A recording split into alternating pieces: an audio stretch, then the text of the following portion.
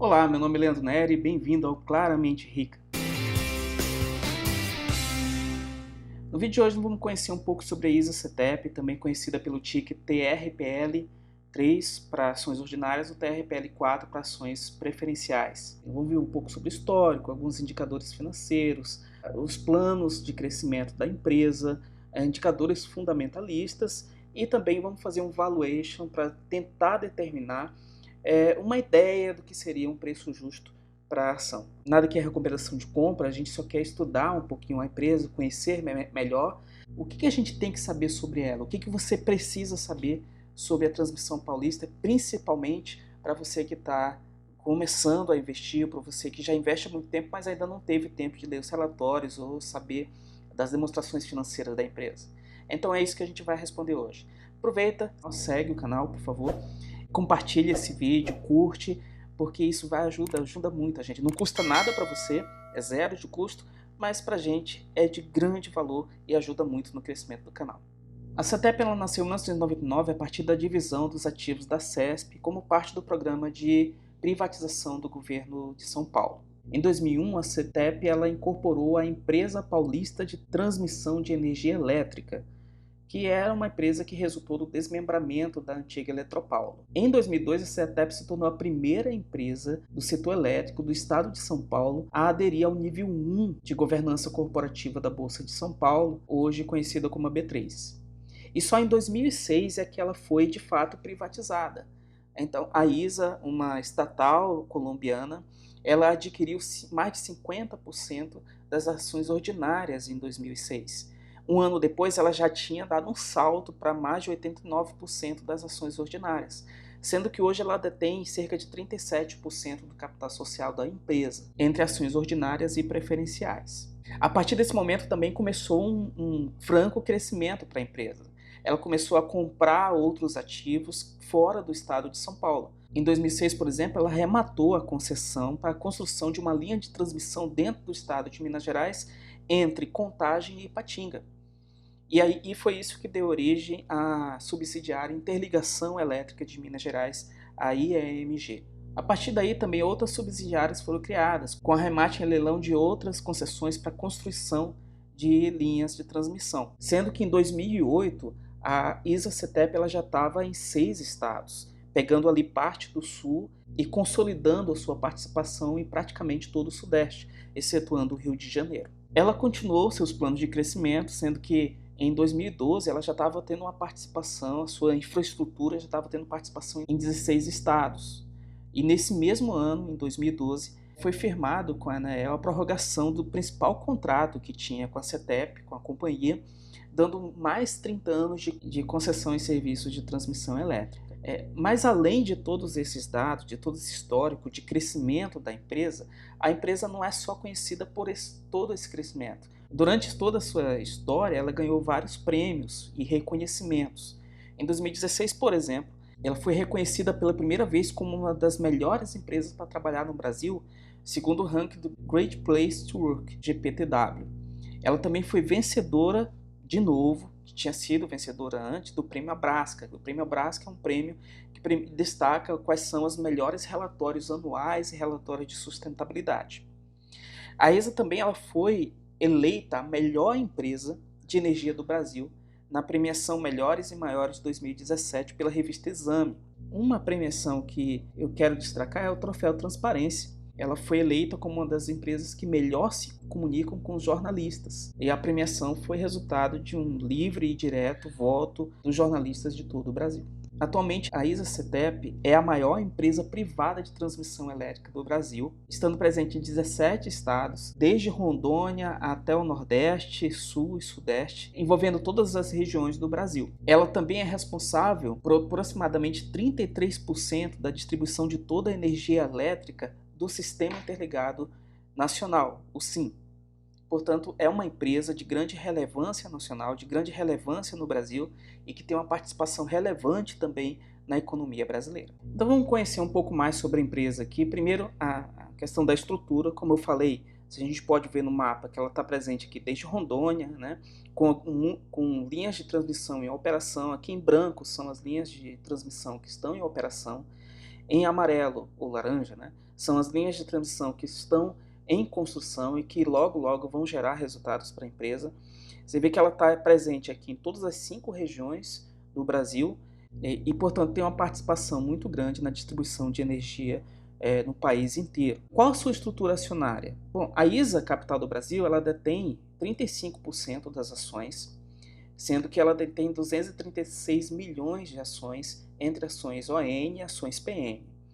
E as ações que estão em circulação representam 64% das ações, ou seja, 422 milhões de ações estão em circulação, mas dessas ações, 237 milhões essas pertencem à Eletrobras. Então, se você é acionista da Eletrobras, por tabela você também participa dos resultados da ISA-CETEP.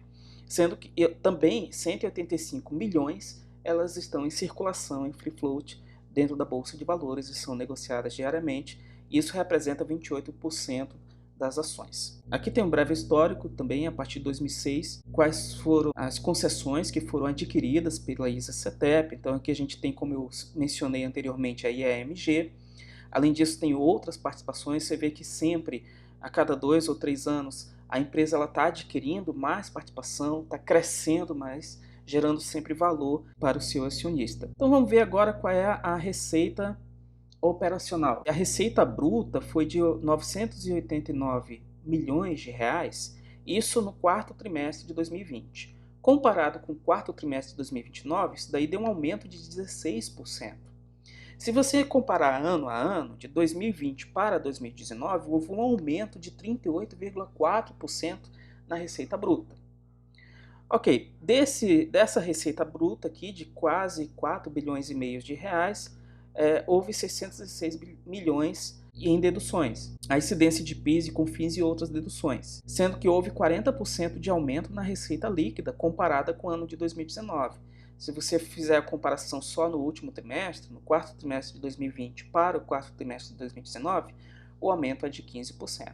Então a gente vê uma forte geração de receita, uma forte geração de caixa nesse sentido, com novas receitas entrando em novas operações, novas linhas de transmissão entrando em operação. Se a gente fizer também a comparação das despesas com pessoal, material, serviços e outros, nós vemos que houve uma diminuição das despesas em 0,8%, ou seja, a empresa ela aumentou a sua receita, diminuiu a despesa, ela está se tornando cada vez mais eficiente na geração de receita. Com relação ao EBITDA, a gente verifica aqui que o EBITDA ajustado ele teve um aumento de 19% em relação ao quarto trimestre de 2019 e no ano teve um aumento de 22%. O que é o EBITDA? O EBITDA é o lucro antes de juros, amortização, depreciação, impostos. É um lucro, mas ainda sem descontar todas essas despesas que a gente tem.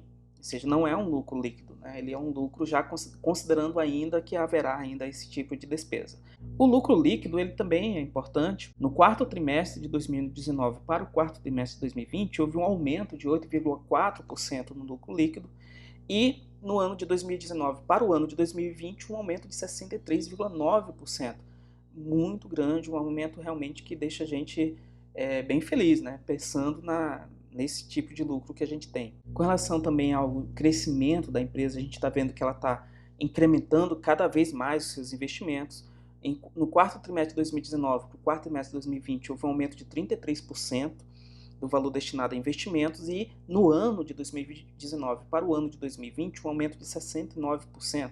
Esse investimento está sendo feito em materiais, reforços, greenfield e fusões e aquisições. Isso aí é uma consequência da forte geração de caixa, que permite com que a empresa continue a sua estratégia de crescimento, crescendo e gerando valor ao acionista. Você vê que com relação ao crescimento, existem vários projetos, né? E ela mostra nesse gráfico aqui que vários projetos estão dentro do prazo e dentro do orçamento. Você vê, por exemplo, que o Paraguaçu ele já conseguiu 100% de licença de instalação, 98% das propriedades já estão liberadas, e o projeto já está em 86% em sua fase de conclusão.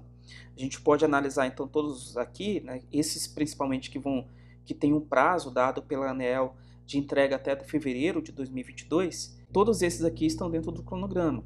E a empresa tem um histórico de entregar bem antes. às vezes até com um ano de antecedência. Outro ponto importante para a gente verificar é o endividamento da empresa. Ela teve um aumento de endividamento de 2019 para 2020, a gente pode ver que ela passou de 3,2 bilhões para 4,4 bilhões de reais de dívida, porém a dívida de curto prazo ela diminuiu para mais de 1 bilhão de reais para 313 milhões de reais. Isso com certeza é muito bom para a empresa. Mas por que houve esse aumento da dívida? Primeiro porque teve captação de 1,6 bilhão com a nona emissão de debêntures e também pela 10ª emissão de debêntures, 672 milhões. Por outro lado, a gente pode ver que a ISA-CETEP ela tem dinheiro em caixa e isso faz com que a dívida líquida ela seja bem menor. Então houve uma diferença aqui, houve uma diminuição da dívida líquida de 12% em relação a 2019. E isso é importante, que mostra a saúde financeira da empresa. Além do mais, ela tem um grau de investimento pela Fitch de AAA, o que garante realmente a confiabilidade da empresa em pagar suas obrigações. E sobre os acionistas, isso aqui que é importante também para a gente, né?